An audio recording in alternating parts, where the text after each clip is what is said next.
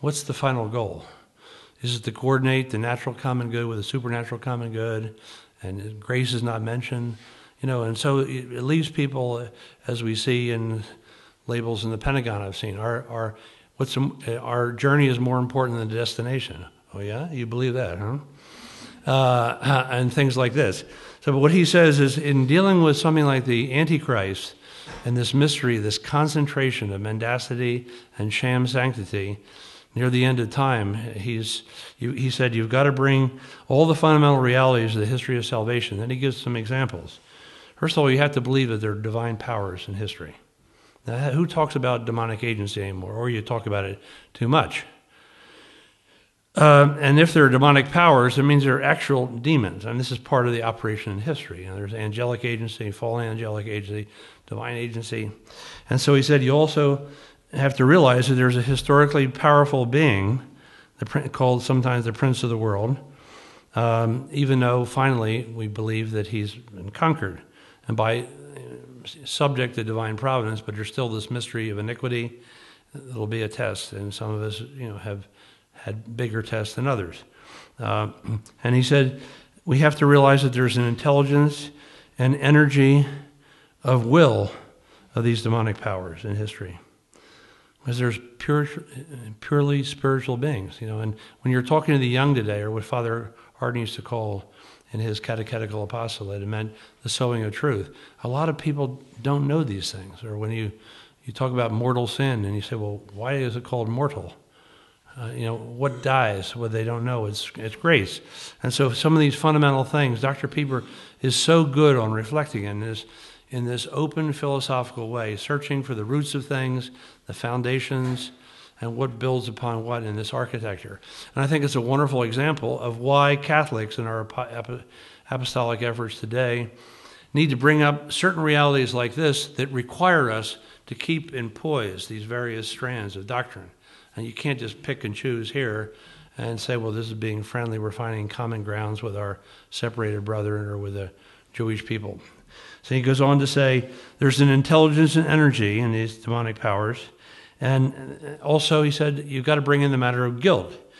Guilt happened in primordial times. What did Carl Newman call it? A terrible aboriginal calamity, I think is one of his fine polyslavic phrases. That terrible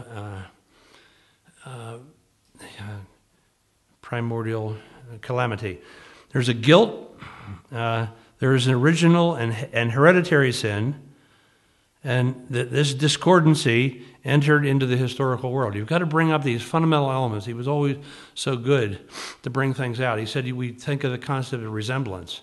You don't usually say, unless you're witty like Charles Coulomb, you don't usually say that a father resembles his son. So implicit in the concept, there's the notion of generation, you see? But we don't think about that until somebody points it out to us, and if we're knowledgeable about the language, which he always was very attentive to. And he said there's an original and hereditary sin, and this original sin was vanquished by the Logos become man. As Father said this morning, a divine person, not a human person. That's Nestorianism.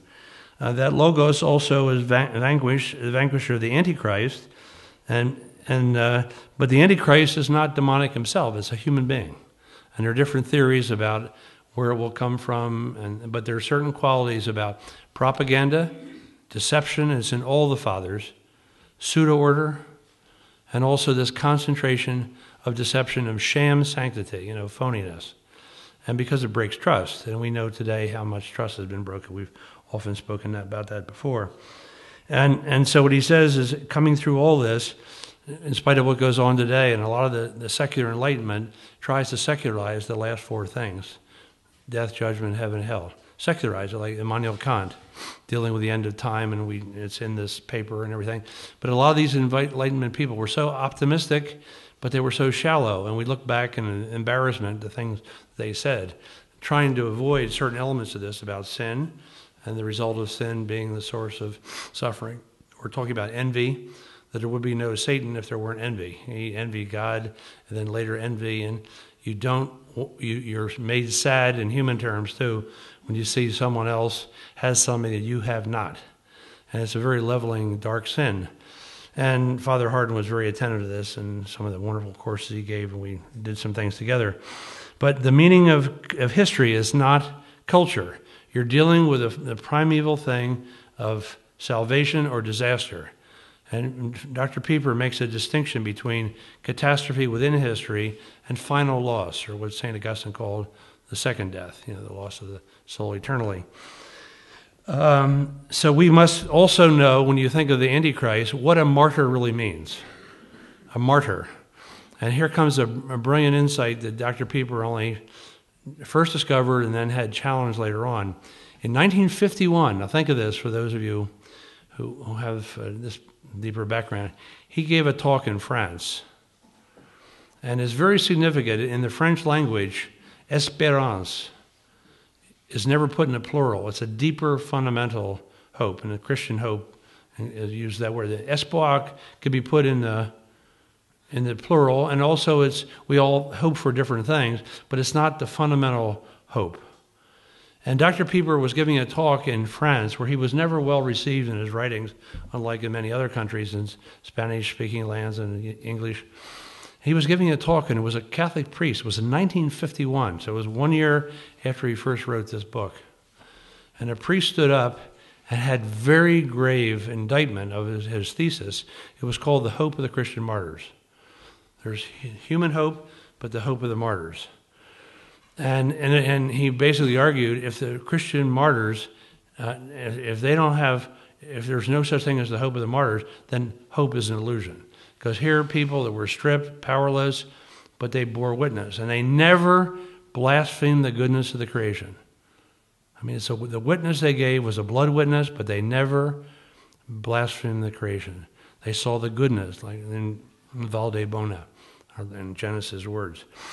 So he was there in this room, and there was a priest that stood up and very firmly and articulately, it was against all these things.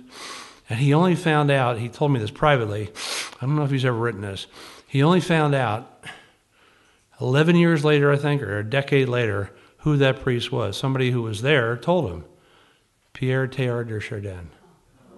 Isn't that something? Now, he talked about, this evolutionary pantheism and convergences and everything. Well, you see in a lot of the thought today, credo and evolutionem, disjunctive development, convergence, not conversion, but convergence. You see the mentality that's there. And Dr. Pieper, as a sensitive tuning fork of the culture, he saw these things and how it was expressed in language and deceitful language. So what I would like to do, and my wife told me not to do this, but as Belloc said, the faith is rich in interpretation, and I need to get back there. I have, as I always do, I try to put some epigraphs in my paper, which deal with things that become clearer, I hope, in the rest of the paper. But I think it would be good in light of what I just said, and this link between hope and history and matters, fundamental matters of our faith, that we've got to keep together in this architectonic. And the indispensability of grace might be more helpful if I read a couple passages here and then go into a couple of things that I hope would touch you. I know I have until 1:30, is that right?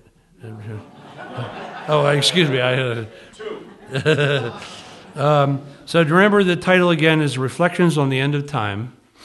And, where is this thing called history going in? Or is this going to be eternal cycles? And that St. Bonaventure and St. Thomas used to have debates, disputationes in the University of Paris.